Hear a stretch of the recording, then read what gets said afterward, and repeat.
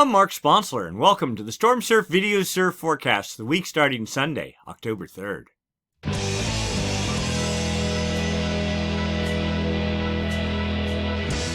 Stormsurf, waves, weather, buoys, altimetry, snow, temperatures, El Nino, weather analysis, real data for outdoor people, all the time, no hype.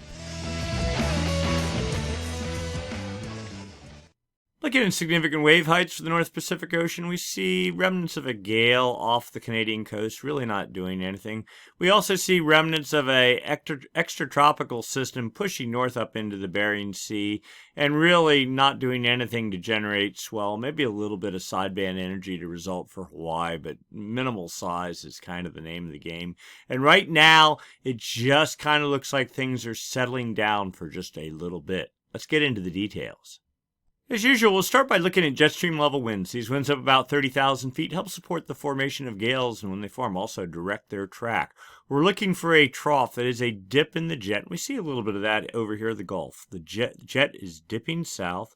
That helps create a counterclockwise flow aloft and down at the ocean surface. That's the hallmark of low pressure. And of course, low pressure, if it's strong enough, generates winds.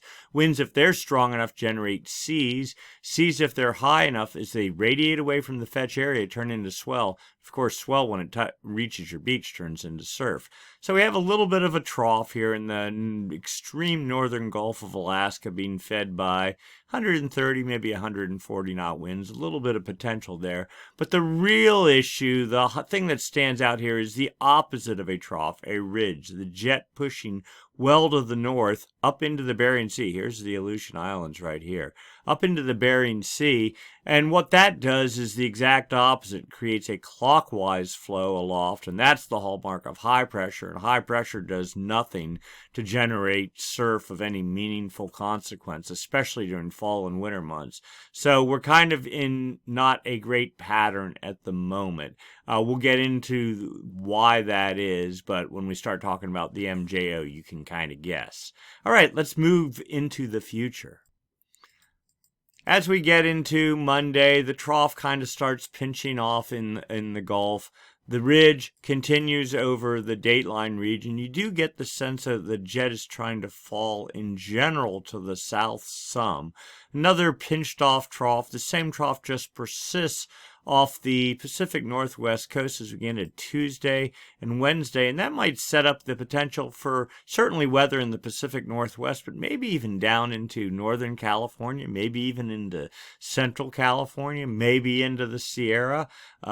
Not much of a weather producer, but maybe some potential. So we get into Thursday, kind of more of the same pattern continues. I mean, the jet's pretty solid here. It's not split or anything. Winds are 140 knots. It's just too far to the north. And that ridge pattern is just kind of lingering here now over the central Gulf. So we get into Friday. Even that, though, starts fading. It looks like the whole jet is starting to sink south. The leftovers of a backdoor trough, and this is kind of what we think is going to be the hallmark of this winter. These troughs that kind of fall down the California coast, pushes into Central California almost a week from now, Sunday morning. And then the jet, still a little bit to the north, but generally somewhere between 45 and 50 degrees north latitude. A bit of a trough trying to set up in the northwest Pacific. Another bit of a trough in the Gulf of Alaska, offering some potential, but still, just in general, the jet's too far to the north. That is not a surprise given the predicted La Niña situation for this winter. We'll get more into that in a minute, but this is pretty typical for a La Niña winter. So let's go take a look down at the surface. Surface level pressure here, surface level winds. A little bit of a trough as we talked about in the northern Gulf, generating 25, maybe 30 knot winds. No real swell expected to be generated by that. Here's our extratropical system with 40 knot winds pushing into the Bering Sea, nothing otherwise, and high pressure 1032 millibars falling out of the Gulf, or the northwestern Gulf, looking to take over the greater Gulf. At least that's what it looks like at the moment. So we get into Monday, really high and dry, high pressure and control, no low pressure of any meaningful consequence in the greater North Pacific. Same deal as we get into Tuesday. Little bit of a low here, tries to get organized off of Vancouver Island, and we know that there's a trough in that area, so that's not unexpected. High pressure behind it. So we get into Wednesday, the low kind of pushes into the coast, and it was a weak low at that. High pressure building, 1032 millibars, right in the smack in the middle of the Gulf of Alaska. Thursday, another low pressure system is forecast right here. Here's the dateline, 180 west, and the Aleutians right there. This is the north dateline region, 40-knot winds out of the west, just south of the Aleutians. Maybe they'll get some traction on the ocean surface. We saw there just a little tiny patch of 45-knot winds, then back to 40-knot winds on Thursday evening. A little bit of low pressure. It's hardly even noticeable on this chart off the Pacific Northwest. The low, for the most part, in the Bering Sea, moves into the northern Gulf on Friday. Low pressure lingering off the California coast. Models are projecting some sort of tropical something over here, but it's nearly a week out and not believable. 35-knot fetch as we get into Saturday, fading in the northern Gulf of Alaska, and high pressure, 1032 millibars, building as it moves into the central Gulf of Alaska. It looks like by Sunday, 1040 millibar high. That's very strong high pressure, bulletproof, and nary a winter low pressure system to be found. We go out a week. Yeah, 30-knot winds. This is Sunday night a week from now off of Vancouver Island. That's good for Windswell, but not a whole lot else. So kind of a pause in the pattern for right now. Going back in time, we're looking at the wave models now. The effects of wind on the ocean surface, they generate seas, and of course seas generate swell. Right now, this is Friday, 3 days ago. Little gale tried to develop in the Gulf. Extratropical system here. This has generated some minor swell pushing to Hawaii, but for the most part, we're ignoring it.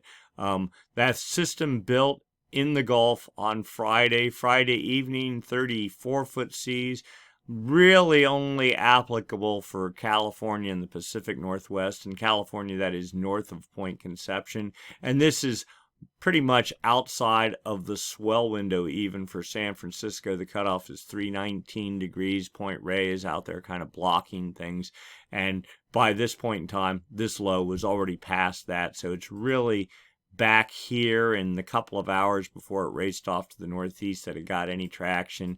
Yeah, maybe a little bit of swell. In fact, that swell is starting to hit the buoys off of Point Reyes as we speak this evening, and we're talking nothing major, 5 feet at 14 seconds, and rideable surf, and that'll continue into Monday and then fading on Tuesday. And then we're out. Continuing on, and now we're at current time. You see weak, much of nothing going on in the Gulf of Alaska. Let's go look into the future. And here we go. We're into Monday, nothing. We're looking for preferably 26-foot seas or higher. If we're desperate, we'll take 20-foot seas, but they got to be over a pretty large area. You see something going on here off of Washington, 16.2-foot seas, which is really 11-second period wind swell if you're lucky, something like that. So we're not paying much attention even to that. We're into Thursday, nary a sign of anything significant. Now that gale finally gets going here in the far northwestern Gulf of Alaska on Thursday night, Friday, 21-foot seas up to 23 feet, but a lot of this aimed like at Canada and barely down into California, maybe some sideband swell. Here we go, seas up to 26 foot. That's the minimum threshold. So maybe some swell to result from that if it forms. That's almost a week out from now. So that's kind of just grasping at straws. We're into Sunday now. A little bit of inclement weather in the Gulf of Alaska, but only making 17-foot seas, something like that. Again, we're ignoring whatever's going on over here because we don't believe any tropical thing from the GFS model this far into the future. And then sort of more wind swell generation for the Pacific Northwest down into California a week from now. But all hope is not lost. The southern hemi has decided to kind of try to wake up out of its slumber on Friday. This is just 2 days ago. A little system developed under New Zealand. Seas 34.7 feet at this location, 58 south, 173.5 east. This is the highest seas over the entire domain in this image. And it continued into pretty much Friday night, about 35-foot seas, something like that. We'll say effectively 34-foot seas. That system failed, wrapped up, but another gale developed right behind it on Saturday night with 29 to 30-foot seas. So that's good for another little bit of swell from that. Oops. And there we are at current time.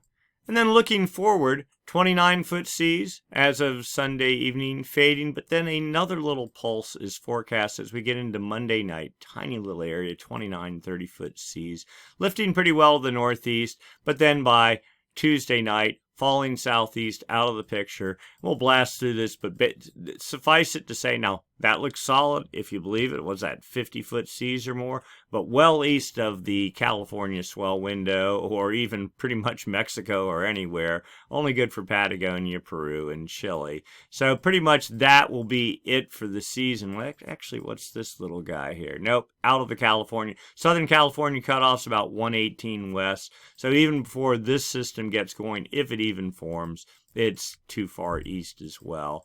And we're 180 hours out. But regardless, there is swell in the water, small southern hemi swell, we'll say 2 feet at 16 seconds, pushing towards Hawaii and towards the U.S. West Coast. So a little bit of swell to fill in the gaps at exposed southern breaks till the North Pacific decides to come back online.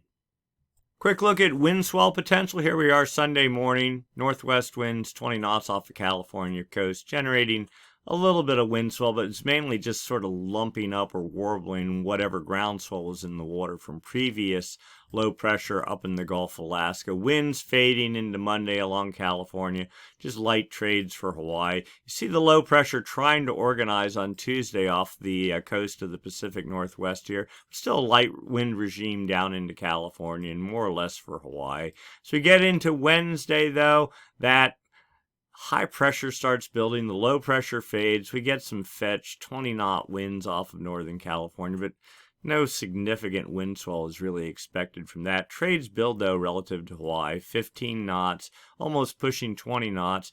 The high pressure getting better traction here, driving trades into Hawaii as we get into Thursday. You see a pretty broad fetch here of 15 to 20 knot east-northeast winds for Hawaii. That's good for trade wind swell production.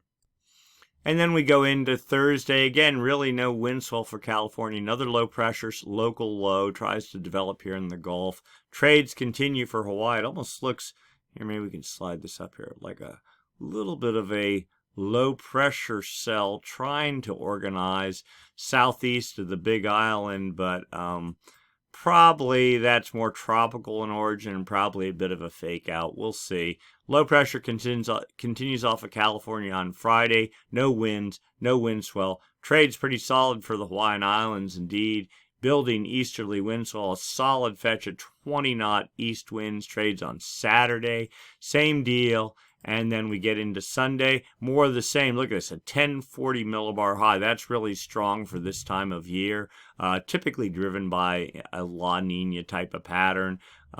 And trades quite strong over the Hawaiian Islands, 20-plus knots. Light winds, though, relatively speaking, for California. Maybe some wind swell getting produced, though, by the, the northeast quadrant of this high-pressure system. We'll go into Sunday. Yeah, probably wind swell as we get into Monday for California, assuming all this plays out. But also notice the high moving towards the California coast, probably going to set up a north wind event in sync with the arrival of any wind swell, so not so good. So typically for California, at least Northern California, San Francisco Bay Area, the first time we see any precipitation is somewhere between October 15th to right around Halloween. So we're going to start looking at that. I mean, we're only in the 3rd of October, but we're looking for any precipitation into California, and Cape Mendocino, maybe by Wednesday, some showers. And then something interesting happens. Sort of a backdoor front starts setting up over the Sierra as we get into Thursday night and Friday. Maybe even a hint of snow Thursday night for Tahoe, building the whole way down the Sierra as we get into Friday. I mean, not much, but a little bit. And then I think there's another little patch. There we go. Oops. That shows up maybe on Saturday night a week from now. Again, don't believe that either, but at least the models are teasing, and the strength of whatever low pressure there is and its ability to penetrate down into at least northern California appears to be getting better. Certainly the Pacific Northwest. I mean, Whistler has seen there is snow cover on the ground, you know, towards the upper part of the mountains there. And I'm sure further up north the same. Not sure about anywhere in Idaho and those sorts of spots, but clearly we're starting to move into the season. Temperatures are falling, so it almost seems like we're kind of on track, everything considered.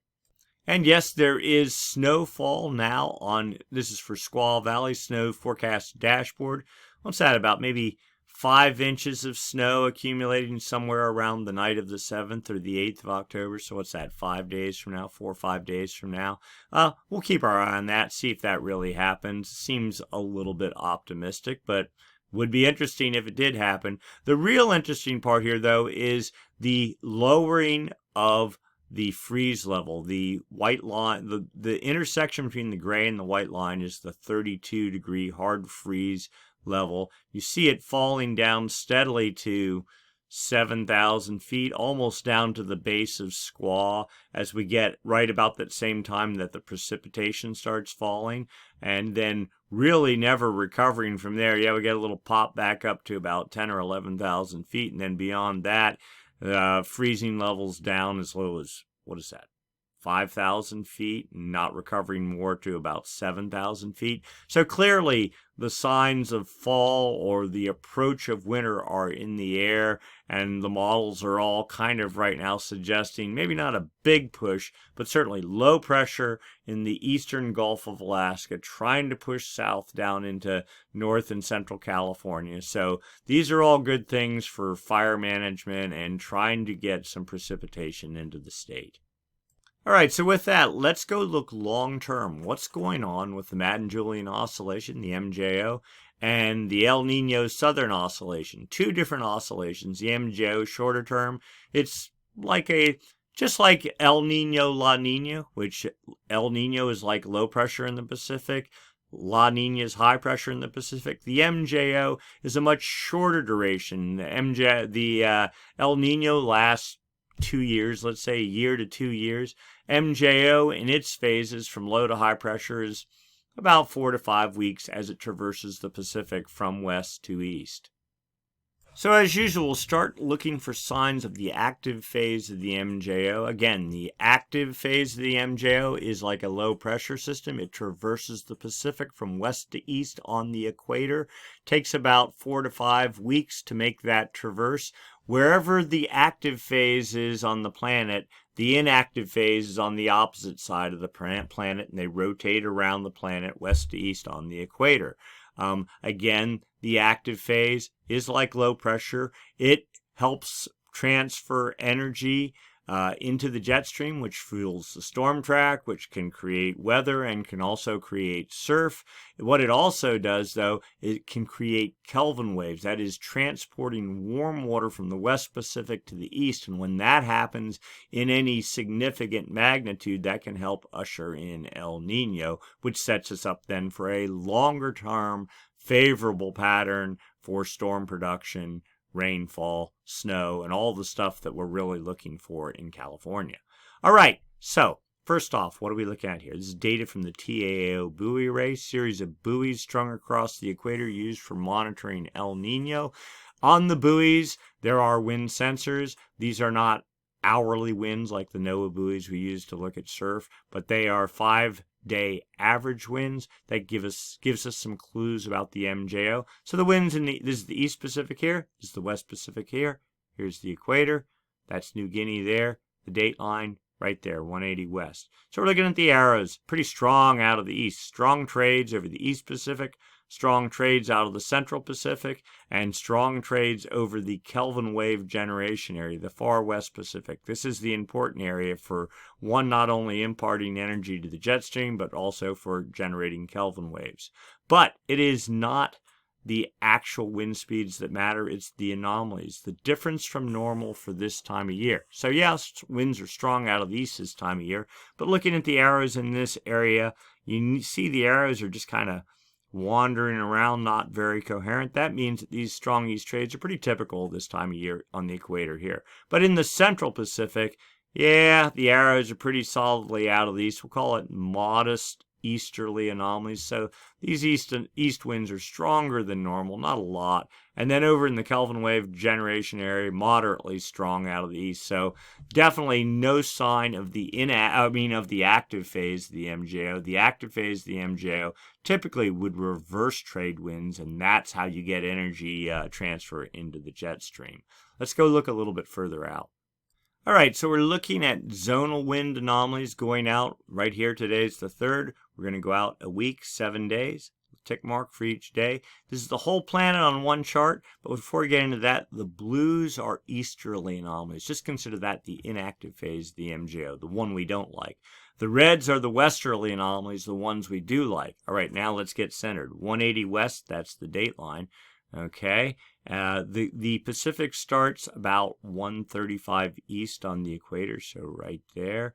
And the Kelvin wave generation area ends about 170 west. So it's this box right in here that we're most interested in. Here's where all the magic happens. If you have west anomalies, the active phase of the MJO in this area. Now, what you want to notice is these blues and purples, strong easterly anomalies since even before September, have just been in control of the Kelvin wave generation area for a month now. The good news is just starting today, you can see these westerly anomalies just barely getting their way into the Kelvin wave generation area, about halfway into it, and are expected to hold for the next week while easterly anomalies continue. Wherever these easterly anomalies are, typically there's high pressure.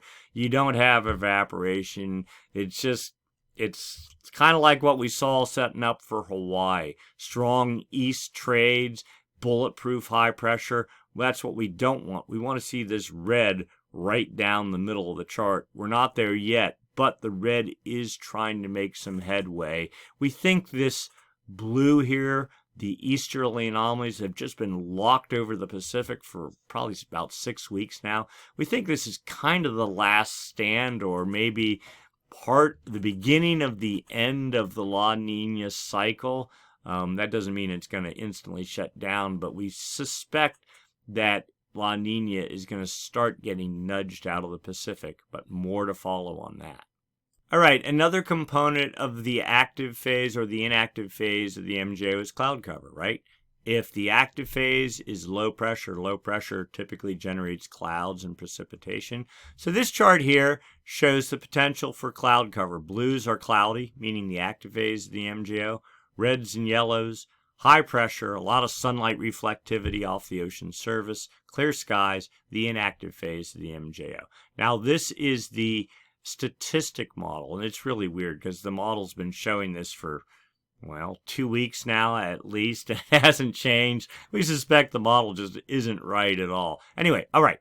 It's a 15-day forecast. Here's the current initial date, and then 5 days, 10 days, 15 days out, so about 2 weeks. South America, Central America, Hawaii, New Guinea, EQ, the equator. Dateline, where is it? 180, right there. So same picture, just the supposed projection of the MJO moving west to east across the Pacific. Active phase of the MJO today, trying to move into the West Pacific. According to this model, inactive phase sets up magically out of nowhere 5 days from now and stays locked. We think this model is complete garbage and is not right. The GEFS model now suggests the active phase slowly, little bit at a time, making its way into the West Pacific. That's exactly what we want to see, and we're going to go with this. We think it's not that the statistic model here is wrong. We think there's just literally something wrong with something in the model itself is just broken for the moment. So we'll go with the GFS model. Phase diagram charts. This is a drill in a little bit deeper to the charts that we just saw. Statistic model here, dynamic model here. We're going to ignore the statistic because we just think the model is completely hosed. The dynamic model. Okay, what are we looking at? The MJO moves from the Indian Ocean right there to the maritime continent, over the West Pacific, over the East Pacific, under the United States, across the Atlantic, over North Africa, back to the Indian Ocean. The heavy dot is where the active phase is right now, so over the maritime continent. The further that dot is away from this circle, the stronger it is. So we'll say a weak to modest active phase currently over the maritime continent. That'd be like Bali. And the forecast has it moving into the West Pacific, getting modestly strong. And then that's about, 11 days from now, and then 4 days after that, collapsing back to weak in the West Pacific, but clearly moving into the West Pacific. The upper level model, which is a statistic model, also suggests much the same thing, only this is now potential for precipitation. This is up at the jet stream level too. So what are we looking at? There's South America, Central America, 0 is the equator. Date lines roughly in here. There's New Guinea, Australia, Philippines there. Kelvin wave generation area right about in here, right on the 5 degrees north and south of the equator. That's all we're looking at. And you see, so the reds are dry air, so that but roughly be the inactive phase moving over the Atlantic as we speak. The greens are wet air, the active phase of the MJ moving in the West Pacific, and you clearly watch the active phase just dribbling its way, plodding across the Pacific through about the end of October. So if there was ever a sort of a sweet spot for storm production, we would think it would be somewhere here, probably about mid-October to late October. Then as we get into November, exact thing. See the inactive phase moving out, moving across, returns back over the Pacific Ocean by, we'll say, the end of October, and it makes its way across through about mid-November, with the inactive phase trying to weasel its way into the West Pacific at the end of the model run on November 12th. So surf production somewhere in here, then probably a break as you get into early November, and then maybe beginning more surf production as we push into November. The CFS model, projecting pretty much the same thing. Again, whole planet on one chart. The blues are easterly anomalies, we would say generally associated with the inactive phase of the MJO. The reds are westerly anomalies. Where's the date line? Right here, running right up the middle. Here's our situation right now. All you see is blue, blue, blue. Here's today. General, and that dotted line, that's the inactive phase of the MJO. Then you see down here, starting, another 3 or 4 days, the solid contour, that's the active phase of the MJO. Hooray! And take note, there has not been an active phase of the MJO since, back here in July and early August. And then since then, it's just been nonstop bulletproof easterly anomalies. Finally, the active phase returns in 3 or 4 days in the West Pacific, dragging some westerly anomalies with it, making its way across the Pacific. Now you notice it doesn't completely fill the Kelvin wave generation area with westerly anomalies, and we'll get into that more in a minute. But these purple contours, the low pressure / high pressure bias, are key to that. So it's waves or cycles on top of cycles interacting with yet other cycles, and that's what creates either biases towards storm production. You notice how storms, when you get surf, you'll get like a month, especially in the winter on good years, you'll just get a month where it just sort of hammers and it's non-stop surf, and then all of a sudden the storm track will shut down and vaporize for a month.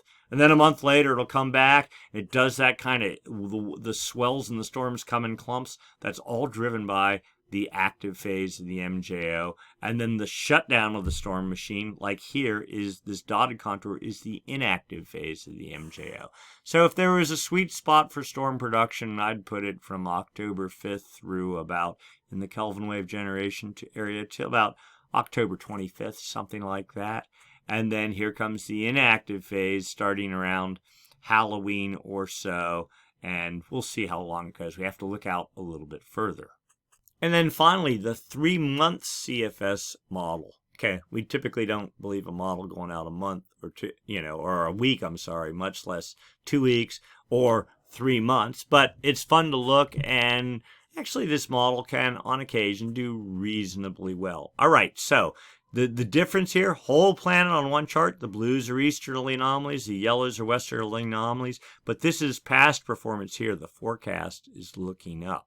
Okay, and just eyeballing this, Kelvin dateline runs right up the middle here.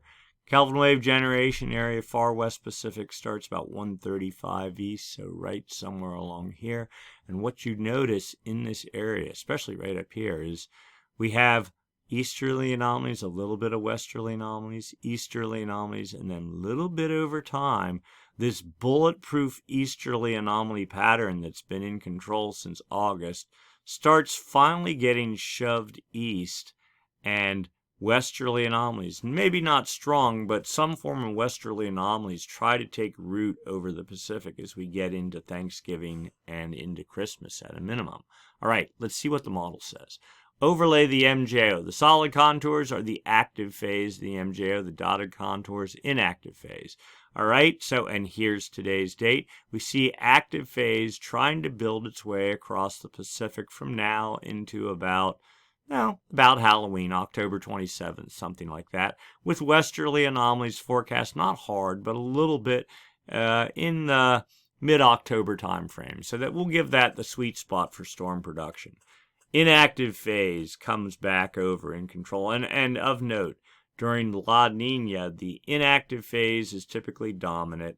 During El Nino, the active phase is dominant. We're in La Niña right now, so it would not be surprising. I mean, you see this huge, big inactive phase here that's been driving easterly winds for like forever. But now all of a sudden we see the presence of the active phase trying to show up. Inactive phase again shows up big easterly winds, but only lasting from mid-October into about early November.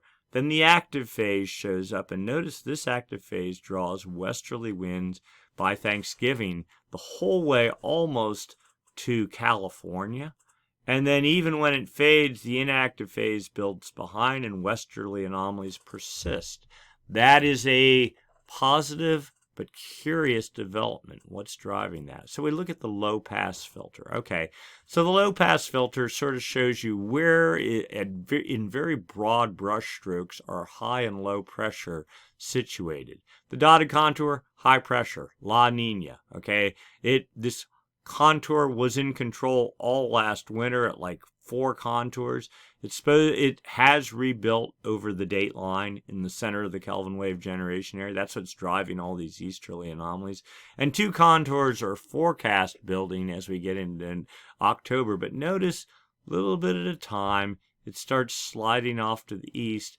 The low pressure bias over the Indian Ocean, again like it was last winter, is supposed to start pushing off to the east as well as we get into Christmas.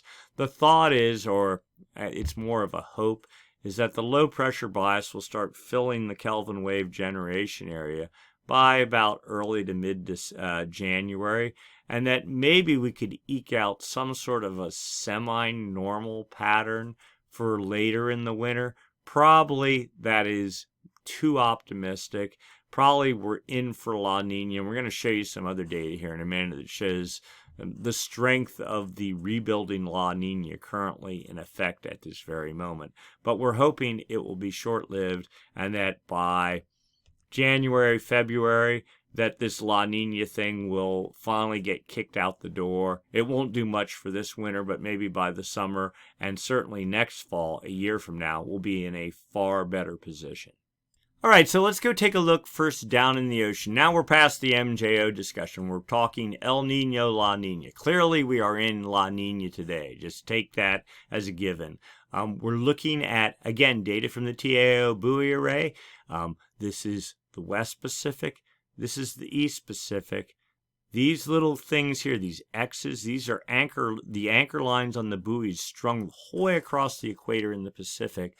The little X's themselves are sensors on the anchor lines. We're happy to report that some of the sensors, I think these sensors right in here, were all down. Now notice there probably should be at least one anchor line right here and that is still down, but we've got a little bit better data at 160 west. All right, colors, this is the 28 degrees Celsius isotherm line. That is, it's 28 degrees centigrade, which is pretty warm water here in the far west Pacific. The 24 degree, and this is it actually has backtracked though. It was at 175 degrees west or even 173 west 2 weeks ago, last time we did the report. So it is backtracked some, suggesting east winds are blowing pretty strong over the equatorial Pacific, pretty typical of a La Nina pattern. 24 degree isotherm, locked steady about 123 west. It hadn't moved any at all. But it is not the actual water temperatures, it is the anomalies. Difference from normal for this time of year. So we see warm water 1 degree above normal, balled up in the West Pacific. It isn't making any more headway past. That's 170 west there, so just over the date line. Cool water, 1, 2, almost 3 degrees below normal, under the date line, that sort of area, and pushing off to the east. This would be like a cold water Kelvin wave. Typically, want to see this warm water building. The active phase pushes over the West Pacific with west anomalies, takes this warm water, starts shoving it to the east. But no, we're not seeing that. We're seeing east anomalies steady, keeping cold water in flow, keeping all warm water balled up in the West Pacific. That per the T. So, also, this data, we only have data where the X's are. It's a model that's filling in the gaps, making its best guess at what's happening under the ocean surface down 200 meters, so that'd be like 600 feet, over the entirety of the equatorial Pacific. No small task. There is another model here, a little bit higher res, we think, and it takes into account other things than just the temperature sensors themselves. It suggests warm water, yes, balled up all in the West Pacific, making it to about 170 west. Cold water, though colder. 1, 2, 3, 4, 5, 6, 7 shades. That's the whole way out here. It's like 5 degrees below normal. The other model said 3 degrees below normal. And not a hint of warm water in the East Pacific. A brick wall here. It would take one heck of a huge active phase of the MJO to start taking this warm water, pushing it east. The good news on that is the harder and longer the east trades build and the longer La Nina keeps in play, the more this warm water is going to build up, and eventually the dam will break and it will flood east. Sea surface height data. This is another way to see what's going on down in the ocean. This is data from the Jason 3 satellite. It rotates around the planet, and what it's doing is it's calculating the difference in the sphere of the ocean's height. The sphere of the ocean. Is it higher or lower than normal? You take out the waves, strip out the wind waves, strip out the tides, and is the surface of the ocean a couple of inches higher than normal, a couple of inches lower? If it's lower, that means that there's cold water at depth. Cold water contracts. It'll create a divot on the ocean surface. Warmer than normal water expands at depth. That'll create a bump on the ocean surface. So what are we looking at? Well, there's the equator right there. There's the date line right there. This is Chile, Peru. Right there's the Galapagos, Central America, Yucatan right there.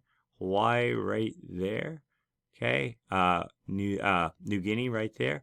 Okay, and so you see warm water in the west, or what higher than normal ocean heights, the sphere of the ocean higher, 20 centimeters below normal. That's deeper than anything we saw last winter, suggesting this La Nina, at least at this moment in time, is almost stronger than what happened last year. Now, what colder than normal water here, and easterly anomalies blowing wind, the warmer surface waters off to the west, where they start piling up there. The more the wind blows, it's just sort of like there's this bubble, this bulge of warm water sitting here, and as soon as the trades collapse, boom, it's going to flood east. And all it takes is one active phase, just the right strength active phase of the MJO to move into position and change this picture. We don't think that's going to happen immediately. Again, we're thinking probably more like February, something like that. All right, put things a little bit in historical perspective. This is upper ocean heat anomalies. This is the West Pacific here, East Pacific here. The oranges are warmer than normal temperatures. The blues, colder than normal temperatures. We're going back. Oh, here, maybe I can drag this up just there we go. October 2020. Here's the peak of our last year's La Nina, and located at, where is that? Right about there. Oops, going down here. 135 west. Okay? And then this past actually in March, Kelvin wave number 1 pushed warm water across the Pacific. Kelvin wave number 2, Kelvin wave number 3. And that was all she wrought. Notice all the warm water here pretty much tapped out. And then we started with the cold water regime, easterly anomalies again. And the same temperatures. Let's see if I can get both these in the frame at the same time. Yep, there you go. At the same time. But now it looks like this one's about 145 west. So this suggests that maybe the core of the building La Nina, and let's be clear, the first message here is La Nina's coming back, and it looks every bit as strong as last year's La Nina. And that is not a typical thing. Typically, you have 1 year, like the first year of La Nina, pretty strong. You kind of get a reverb second year off it, not as strong, and then it all fades out. But now we have 2 years of strong La Nina. This second one, though, displaced a little bit further off to the west, and we're going to get more into that in a minute. What we're kind of hoping is that this La Nina really, see how it kind of pushed off to the west here? We want it as far west as possible, at least from a selfish California perspective, to try to get storms pushing down and eliminate wherever the cold water is. There's high pressure. The further the high pressure is out in the Pacific, the better the odds for precipitation sneaking down the Canadian coast into the Pacific Northwest and into California. This really is not a discussion about surf anymore. This is just kind of keep the state from burning, refresh the reservoirs. They are exceedingly low, and try to just build up some sort of an insurance policy just in case by some chance we go into yet a third year of La Nina. With that said, let's go take a look at the ocean surface. That is what really matters. It's good to know what's going on at depth because that kind of gives you an indication on what's coming in the future. And looking at the depth, we don't see any Kelvin waves. We don't see any sense of warm water building anywhere in the Pacific. And it's just on the equator. But let's go take a look at the ocean surface. At the surface, if you have warmer water, warmer than normal water, you get more evaporation. That in turn then helps create cloud cover, and that creates precipitation. Again, that California discussion. All right, so here is Chile, Peru. You can see cold water right there. Ecuador right there, the Galapagos there or there. This is kind of not poorly, it's pretty poorly stitched together. Central America, Baja, California, Hawaii out here. The equator running right here. So we'll just look here at this top one. We see cold water off of Ecuador and the Galapagos, these blue pockets, but not as pronounced as they were 2 weeks ago. The focus really seems to be south of Hawaii here, this area. And what we're hoping is that the cold water stays focused out here, and that you get this kind of warm regime building in here. This is the Nino 1.2 region right in here. What that will do will be to create a more favorable environment to allow fronts to push down the California coast and provide precipitation. Also notice there's this outflow boundary coming off of California, high pressure here, circulating clockwise. Off the southeast quadrant, you get these northeast winds. It's not nearly as pronounced as it was a month or two ago or even last winter. And there are actually little hints of warmer temperatures up here. It actually was warmer a month ago. Temperatures are down some in Northern California as of right now, but still not horribly bad.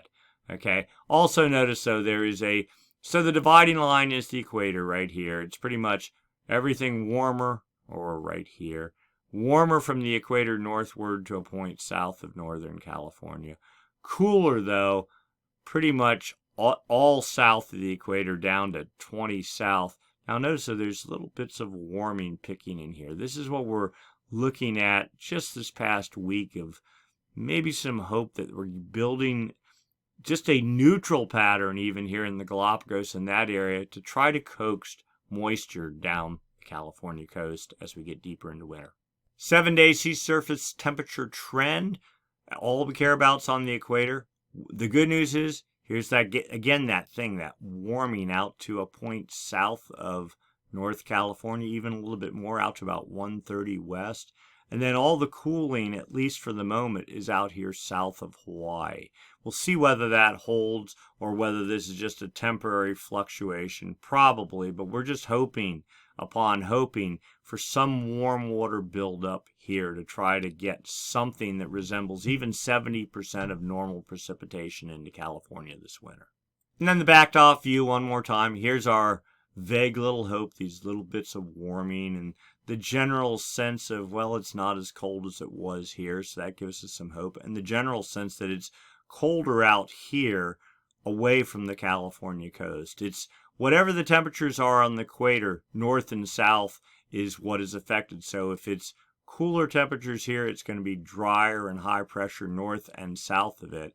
And if you have high pressure here, and if it's warmer, or at least something almost resembling normal in here, the thought is systems push off of Japan, over the top of the high, and then down the California coast, at least allowing some fronts and moisture to get into California. The further south, the better, preferably into Southern California too. But, we'll take anything. Just get water and snow into the Sierra and over into the Colorado Basin so that there is drinking water and other things for California residents.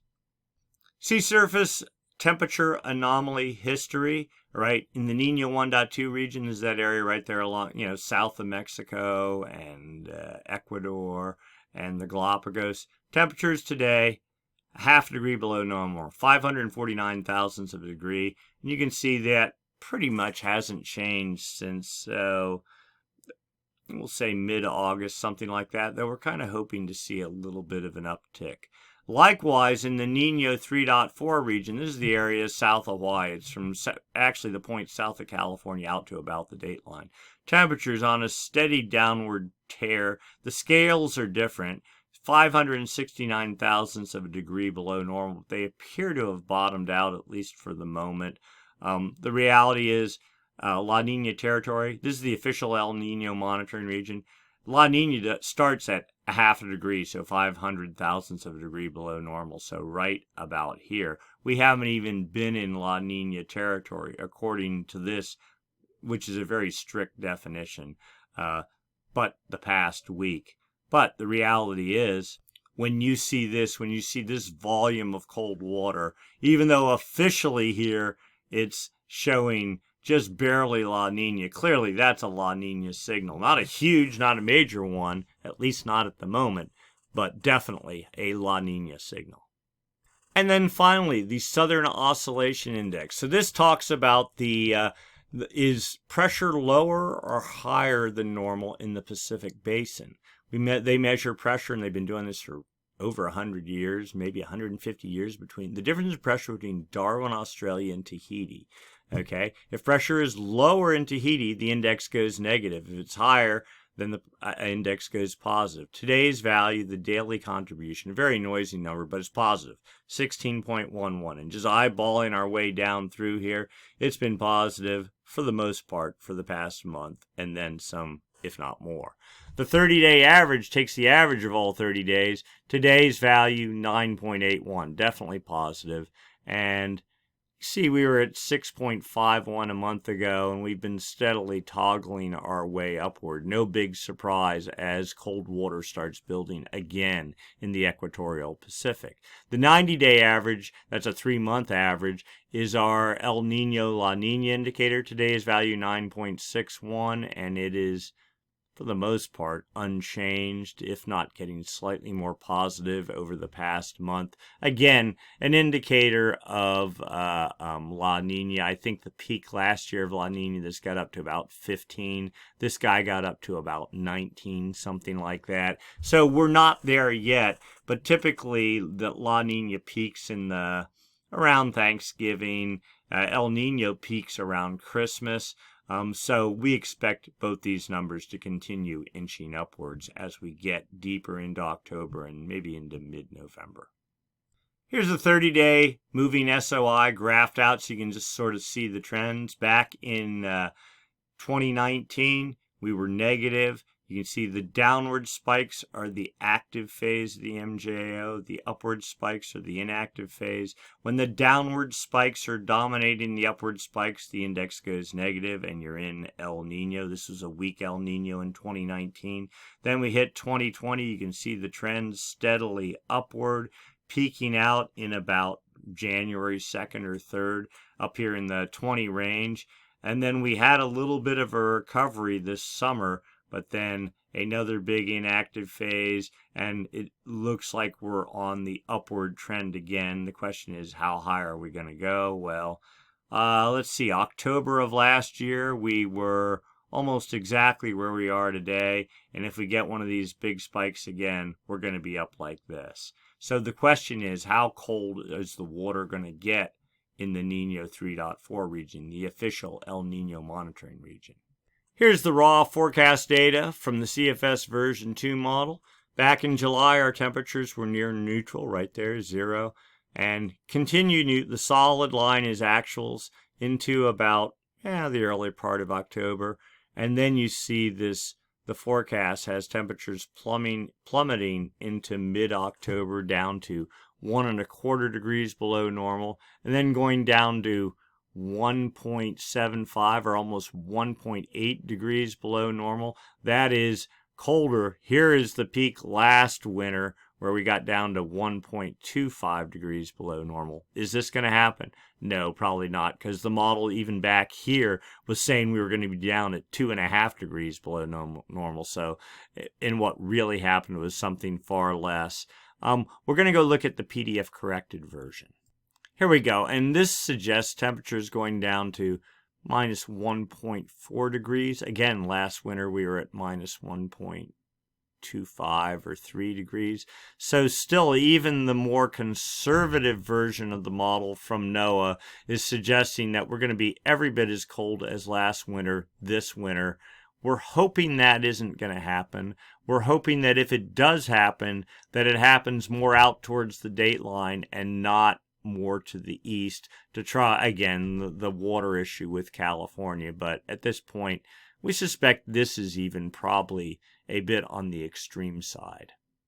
So for right now, there's small, and the key word here is small north swell hitting Northern California, working its way down into central and probably not even going to be noticeable in Southern California for the next day or two, then fading out. Little bits of wind swell. The good news is maybe the hope of a little bit of water coming out of the sky, maybe down into San Francisco area, something like that. But even more so, maybe some snow in the Sierra, anything to try to just dampen the fire danger, the fire hazard. That'd be a good thing. Plus side, looking at the models, no real storm production for the North Pacific. If anything, very minor for the next week. But the southern hemi has been productive. Small southern hemi swell working its way north towards Hawaii. I think like Friday, Saturday of this coming week, and then maybe Sunday, Monday into California a week from now.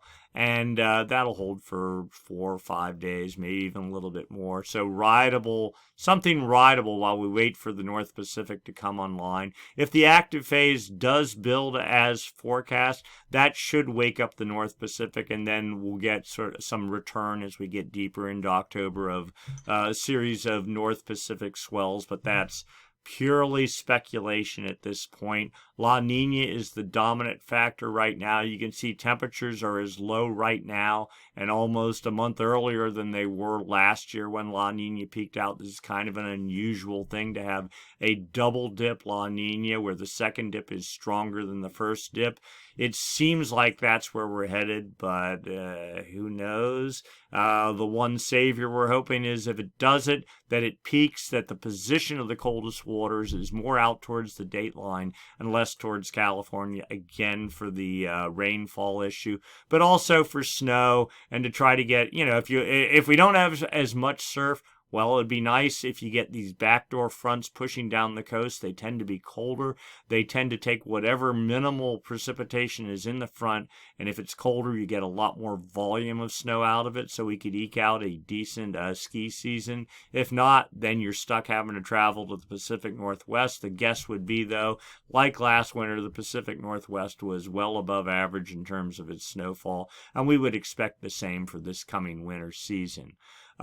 Beyond that, we think that all this is going to peak out and that maybe as we get into the late December, early January timeframe with westerly anomalies trying to build over the dateline and that sort of thing, that La Nina is going to start falling apart. Typically, you get this change in the El Nino-La Nina cycle. If it's strong, it starts happening in late January, early February, and we're thinking that might be the case, that there might be this dramatic collapse of La Nina as we get into February. It's not going to do much for our winter surf season, but that's when we're looking for the change to have happen. At least next summer we'll be in a more normal territory, and as we get beyond that, we should be okay. All right, so that's it for this week. If you enjoyed the video, give us a thumbs up. If you haven't subscribed, please subscribe. Comments always welcome. And of course, the data on stormsurf.com. Go there, follow along. We post forecasts, update them every 2 or 3 days, something like that. Follow along, look at the charts, then compare your knowledge and your forecast with what we're predicting. If you disagree, the comments are the place to do it. Let's talk about it. Let's see if we can figure something out. I don't claim to be the complete expert on everything. There are many smart people out there, and they bring a variety of opinions, and some of them are quite impressive. So please speak up, leave us a comment, and other than that, we'll do this again next week. Same time, same channel. Thanks for watching.